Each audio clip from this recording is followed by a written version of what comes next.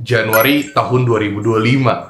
Siapa yang gak sabar untuk kalian semua para seller untuk bertarung lagi di tahun ini, guys? Pastinya kita harus menemukan cara-cara baru, riset baru, dan analisa baru untuk mengembangkan penjualan online kita. Tahun 2024 cukup berat untuk para seller. Dalam artian, kondisi market yang tidak terlalu kuat, tapi masih oke lah sebenarnya. Cuman, memang banyak hal yang terjadi di tahun 2024 yang ngebuat banyak seller yang berguguran juga. Namun, banyak juga seller yang bertumbuh alias membuka toko baru. Banyak orang yang membuka peluang bisnis baru untuk berjualan online di tahun 2024. Kalau misalnya kita ngomongin dari segi algoritma, kemudian fitur terbaru, iklan, perubahan market, kondisi ekonomi, itu semuanya mempengaruhi di tahun 2024. Sehingga 2024 menjadi tahun yang cukup banyak hal yang ngebuat kita kayak bertarung terus lah, teman-teman. Apalagi kalau kita ngomongin kuartal 4 di tahun 2024. Jadi lumayan banyak seller yang kelabakan. Tidak sedikit seller yang tiba-tiba mengalami penurunan orderan yang cukup tajam, dan gue pribadi sudah menyiapkan plan di tahun 2025. Dan kira-kira, apakah kalian sudah menyiapkan plan kalian di tahun 2025? Kalian juga boleh komen. So guys, di video terbaru yang fresh ini di tahun 2025,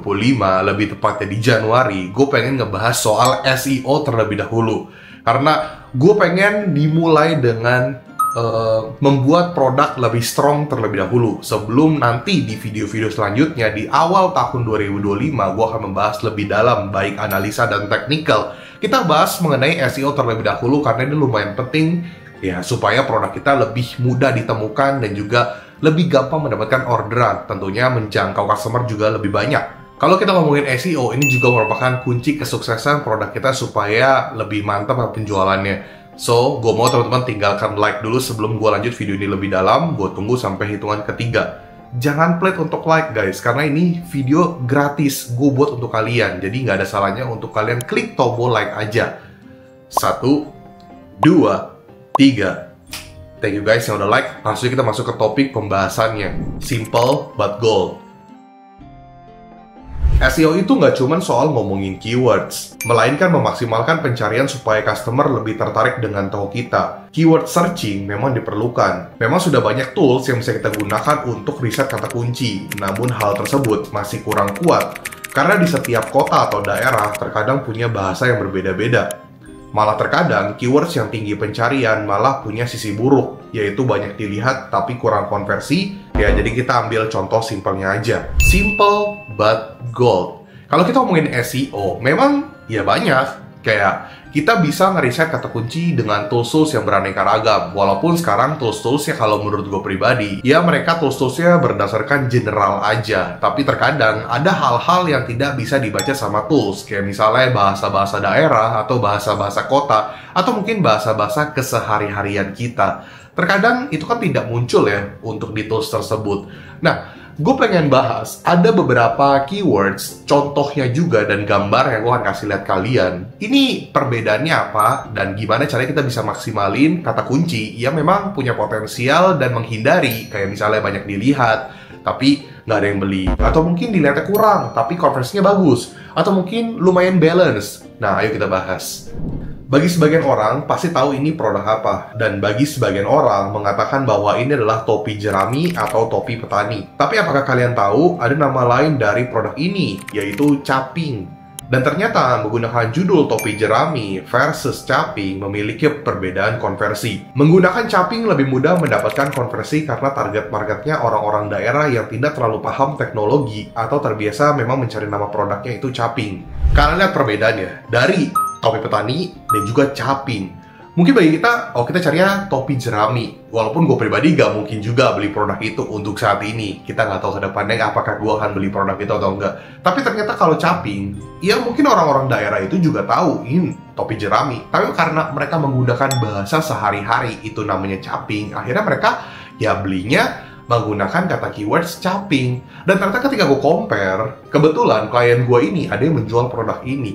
Dan lucunya adalah ketika kita menggunakan topi jerami dan caping, itu memiliki feedback yang berbeda. Ketika pakai caping, itu dilihat dan konversinya lumayan balance. Dan ketika diiklanin pun, itu jauh lebih kuat. Resiko bocornya lebih rendah dibandingkan kita menggunakan nama topi jerami. Mungkin topi jerami persaingannya udah semakin banyak dan punya berbagai model topi ya dengan nama topi jerami, sehingga ngebuat banyak dilihat tapi konversinya kurang. Caping petani. Dari produk ini kita bisa lihat produknya simple, sepele banget, tapi ternyata punya feedback market yang lumayan besar. Gue sampai hari ini aja memegang seller yang mempunyai produk ini, dan ternyata kalau gue menggunakan keyword shopping, feedback marketnya bisa berbeda dan persaingannya tidak sebanyak itu. Terdengar sepele, simple kan, but gold. Itu mungkin yang bisa gue deskripsikan dalam study case ini. Jadi kalian boleh banget mencari nama lain dari produk kalian yang memang sudah kalian riset, supaya kita bisa menjangkau market yang memang terbiasa mencari atau tahu nama produk tersebut.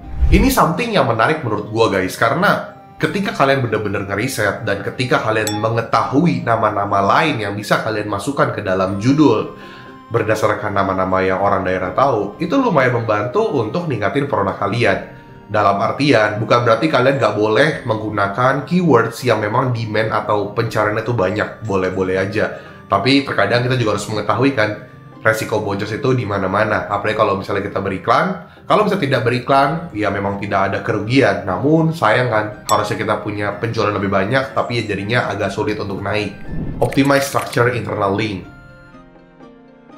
SEO itu nggak cuma soal ngomongin keywords, melainkan memaksimalkan pencarian supaya customer lebih tertarik dengan toko kita. Keyword searching memang diperlukan. Memang sudah banyak tools yang bisa kita gunakan untuk riset kata kunci. Namun hal tersebut masih kurang kuat karena di setiap kota atau daerah terkadang punya bahasa yang berbeda. Malah terkadang keywords yang tinggi pencarian malah punya sisi buruk, yaitu banyak dilihat tapi kurang konversi. Kita ambil contoh simple. Study case mengatakan sebuah toko online mainan anak mengubah URL produknya menjadi lebih deskriptif dan melihat peningkatan peringkat di hasil pencarian serta peningkatan penjual sebesar 15%. Structure internal link, dan ini bisa kalian gunakan dalam jualan online kalian. Contohnya adalah dekorasi toko.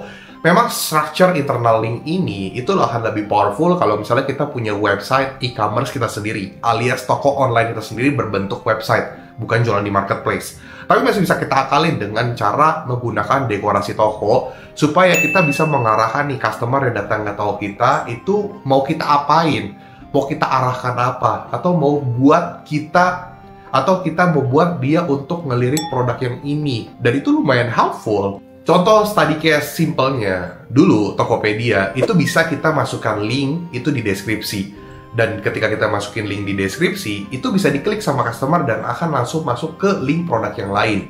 Namun kalau sekarang seingat gua itu udah tidak bisa. Dan beberapa marketplace yang lain juga tidak bisa. Kalau kita masukin link, ya udah nggak bisa diklik, hanya berbentuk tulisan aja. Kalau dulu Tokopedia itu bisa. Makanya sekarang menurut gua paling kuat ya dekorasi toko. Jadi dekorasi dari segi banner toko, atau kalian bisa menggunakan metode banner berbayar. Jadi kalian bayar marketplace untuk meletakkan banner toko kalian di halaman tertentu, misalnya di halaman kategori atau halaman utama marketplace. Jadi buat kalian bisa banget maksimalin structure internal link kalian, dan ada juga sistem page speed optimization. Page speed optimization ini termasuk dalam SEO juga. Jadi kayak berapa lama sih customer harus menunggu ketika buka website, terus loadingnya itu berapa lama, ketika klik produk loadingnya berapa lama. Dan menurut gua marketplace udah lumayan cepet kok. Ya termasuk cepet lah, walaupun kadang-kadang ada crash jadi ngebuat agak lemot. Biasa kalau misalnya trafficnya lagi agak tinggi, nah itu agak lemot. Cuman hal tersebut ini lumayan oke karena kita nggak usah pikirin lagi, karena itu urusan dari pihak marketplace, urusan kayak page speed optimization.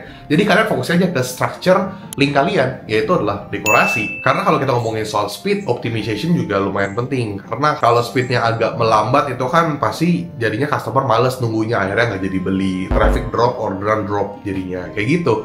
Nah, kalian bisa manfaatin dekorasi dan kalian pilih produk-produknya yang pengen kalian jadiin dekorasi itu di banner kayak gimana. Kalian bisa masukin video juga, dan jangan lupa banner tersebut bisa diklik. Dan kalau misalnya kalian pengen mengeluarkan budget lebih, kalian bisa request ke marketplace untuk memunculkan banner toko kalian atau banner produk kalian di halaman tertentu. Itu tapi berbayar, dan biasanya sih puluhan juta. Produk kategori atau subkategori.